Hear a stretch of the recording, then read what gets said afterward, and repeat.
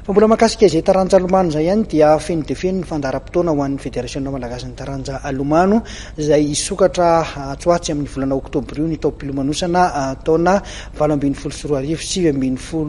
eo ihany koa ireo faninany iraisam-pirenena maromaro izay ohatrehany fédération mitondra fanazavana mikasika indrindra izay Andriamatoa Ramanatsoa Gabriel filohan'ny fédération hatrany. Eo anatiny amin'izao fotoana izao tsika dia ao anatin'ny fanomanana ny fanokafana ny tao-pilalaovana 2024 sy 2024 ho an'ny taranja alomano. Raha malala moa fa nikatona ny dobo filomanosana nandritry ny fandalovan'ireny andro rinina teto Madagasikara reny. Ny antony dia tsotra fotsiny ihany dia noho ny tsy fananantsika dobo filomanosana mafana eto Antananarivo fa any amin'ny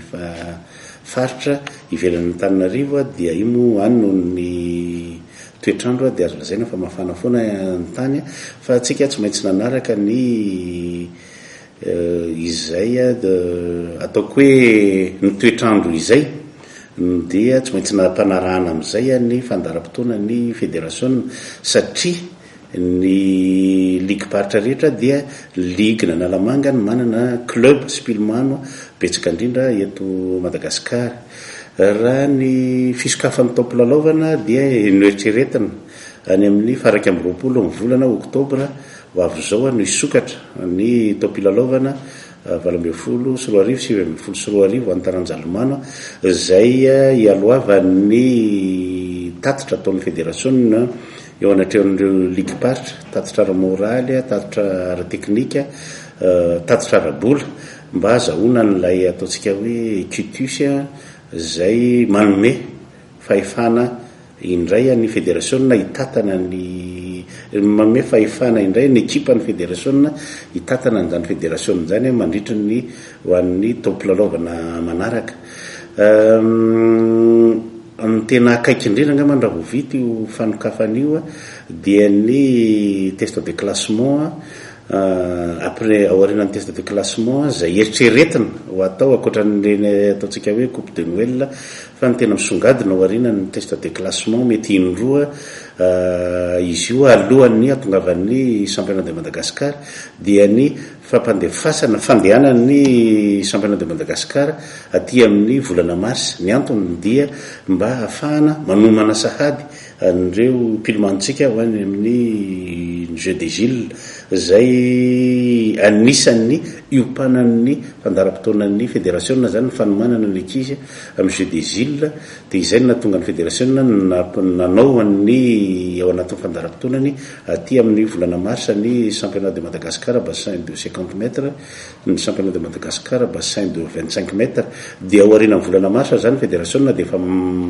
efa fantatra ireo atao hoe présélectionné ho an'ny fédération taranja alomano hiatrika an'izay jeu des Gilles zay. Dia ao anatin'izany fanomanana zany dia nifidinan'ny directeur technique national any amin'ireny ligue paritra ireny hijery akaiky ny fanazarantena n'ireo ankizy ireo any amin'ny ligue paritra izay araka ny teneniko teo dia noho ny fahatongavany jeu des Gilles zany hoe ny fédération teo ny taranja alomano dia nahazo médaille nanomboka tany amin'ny volamena ka hatrany amin'ny alimo dia izay ny tian'ny fédération mitanjon'ny fédération manaraka dia mba ho avroeny ny vokatra ho azon'ny taranja alomano any amin'ny lalaon'ny nosy. Io foana manko no lesoka rehefa tonga ny fifidianana sy ny fifatenana reny taranja andray anjara amin'ny lalaon'ny nosy reny na ny mandrafitra ny délégation zany dia matetika henonay aty amin'ny fédération ary hita moa zany raha vo fédération tsy de mamokatra dia ohatran'ny malaina ny ministère na mpikarakara andefa nyzany taranja zany ho any amin'ny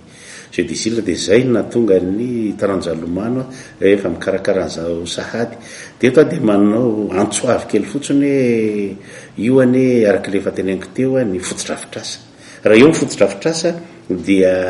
misy betsaka ny zavatra azo takina amin'ny tsirairay fa itsika ny fotodrafitrasa tsy misy ny zavatra takintsika be da be dia izay le ataoko hoe ohatrany mandringa kely any amin'ilay fitantanana fa dia manatena fa dian'izao dia efa hijery akaiky an'izany lalao anosy zany koa ny fanjakana mahita.